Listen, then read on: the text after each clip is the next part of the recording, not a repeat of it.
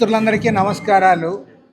దాదాపు 1700కు పైగా రోజులుగా విశాఖ ఉక్కు ఆంధ్రులకు ప్రైవేట్ పరం కానివ్వము, పబ్లిక్ రంగంలో కొనసాగించాలని చెప్పి కార్మిక సంఘాలన్నీ కూడా జేఏసీగా ఏర్పడి ఇక్కడ పోరాటం జరుగుతూ ఉంది. 26 జిల్లాల్లో కూడా వామపక్ష పార్టీలు, కమ్యూనిస్ట్ పార్టీలే కాకుండా అన్ని రాజకీయ పార్టీలు కూడా వారి ఉద్యమానికి మద్దతు ప్రకటించడం జరిగింది. కానీ ఇవాళ కూటమి ప్రభుత్వం వచ్చిన తర్వాత మేము ప్యాకేజ్ ఇప్పించాం, దీన్ని కాపాడుతామనే నంగనాచి మాటలు చెప్పి ఇవాళ వేలాది మంది కార్మికులను తొలగిస్తూ ఉన్నారు. 5,000 మంది కాంట్రాక్ట్ కార్మికులను తొలగించారు. 1,400 మంది పర్మనెంట్ కార్మికులకు వీఆర్ఎస్ ఇచ్చి మార్చి నెలలోనే ఇంటికి పంపారు. మరో 1,000 మందిని కార్మికులను తొలగించడానికి ఇవాళ లిస్టులన్నీ సిద్ధం చేశారు. అంతేకాకుండా రేపు సెప్టెంబర్ 10వ తేదీ నాడు టెండర్లు పిలిచి ఆ టెండర్లు ఓపెన్ చేసి 46 డిపార్ట్మెంట్లు ప్రైవేట్ పరం చేయడానికి కూడా పూనుకున్నారు.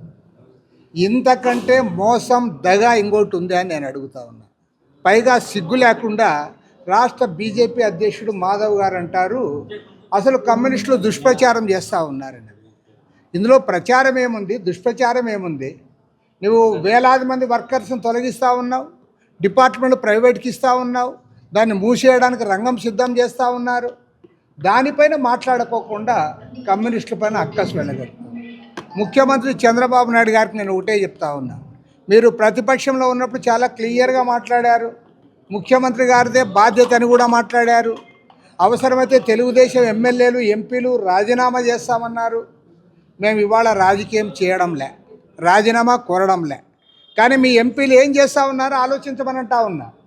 మీ ఎంపీలు అందరూ కూడా ఉక్కు శాఖ మంత్రి దగ్గరికి వెళ్ళి మిట్టల్ ఫ్యాక్టరీకి క్యాప్టివ్ మైన్స్ ఇవ్వండి, పర్మిషన్స్ ఇవ్వండి అని అడుగుతూ ఉన్నారు. విశాఖ స్టీల్ గురించి మాట్లాడడంలే వాళ్ళు. నేను ఇవాళ పార్లమెంట్ సభ్యులను అడుగుతూ ఉన్నా, మిమ్మల్ని ఆంధ్ర రాష్ట్ర ప్రజలు గెలిపించారా ఎన్నికల్లో, లేకపోతే మిట్టల్ ఏమైనా మిమ్మల్ని లోక్సభకు నామినేట్ చేశారా అని అడుగుతూ ఉన్నా. మీరు ఆంధ్ర రాష్ట్ర ప్రజల బిడ్డలేనా అని కూడా అడుగుతూ ఉన్నా. తెలుగు ప్రజల ఆత్మగౌరవాన్ని మిట్టల్ దగ్గర తాకట్టు పెడతా ఉన్నారు. ఢిల్లీలో పరువు తీస్తూ ఉన్నారు. చంద్రబాబు నాయుడు గారు దాని గురించి మాట్లాడకుండా ప్రచారం చేసే సహించేది లేదంటావు.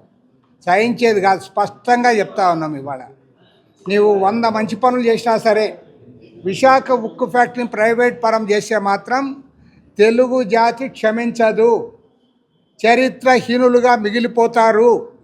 కాబట్టే చెప్తా ఉన్నాం. దీనిపైన 26 జిల్లాల్లో కూడా సమైక్య ఉద్యమానికి శ్రీకారం చుడతాం. రేపు 12వ తేదీ విజయవాడలో మళ్ళీ రౌండ్ టేబుల్ సమావేశం రాష్ట్ర స్థాయిలో కూడా కార్మిక సంఘాలు ఏర్పాటు చేస్తూ ఉన్నాయి. ఆ తర్వాత మాకు ఏకైక agenda, first and foremost agenda, మా ప్రయారిటీ అజెండా విశాఖ ఉక్కును కాపాడుకోవడమే. దానికోసం రాష్ట్ర వ్యాప్త పోరాటానికి సిద్ధమవుతా ఉన్నాం.